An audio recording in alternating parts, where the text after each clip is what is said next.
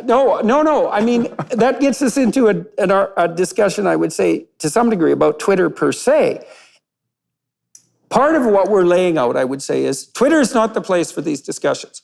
And so that opens a broader question, which is Twitter a place for any discussion about anything Twitter for anyone? Is like, so let's say you're, it's so funny because people pay you so many compliments. And so it's funny when I have to in the course of making your argument, but it pains me so much. As it should. It's like when I beat you at most things. It's just painful. But okay, so you're one of the great minds of a generation. You have a transformative intellect. You have an ability to frame things in a way that make people see things through epiphany that is altering. We've talked about the difference between the semantic and the procedural and how you get things in a ritual. You know how to do that. If you're on Twitter, you are insane. You are dealing with a monster that you don't know what it is. Clinical curiosity, okay, doc. Yeah. Like Jonathan Haidt manages to act like an adult. But he's on Facebook. He studies Twitter. I know, but his primary I'm not making an excuse. Okay. But his primary domain of concentration is Facebook, and Facebook, for all its insanity, is not as insane as Twitter. That's true, but also Twitter suits your temperament because he's got a more even temperament than you. Yes, he does. I happen to pick the most toxic social media platform. It's like a video game where you're like, oh, we don't know who's on here. It's a mind control game. Let me go on there and cause 90% of the discourse in the public to be about me playing a stupid addiction game. And the Elliot Page thing, when it devolved into, and I get this email chain, it's always when Jordan does something like what I would call dumb, but call it ill-advised, or maybe other people think it was great.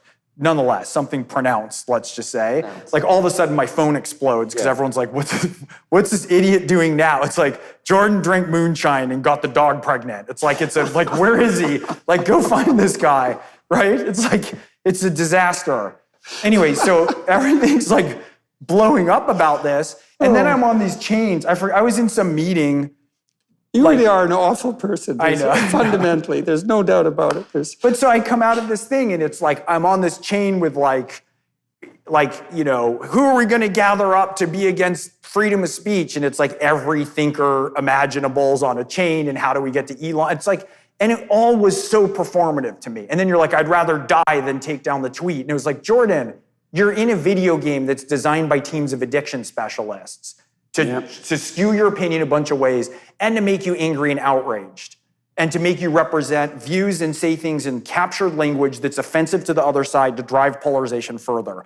That's the medium. Yeah, and you're big enough boy to know that. It really is hard to say just exactly how dangerous Twitter is. I mean, one of the things I've very much noticed is that on Twitter, people regularly say things like, and this just happens, it's constant.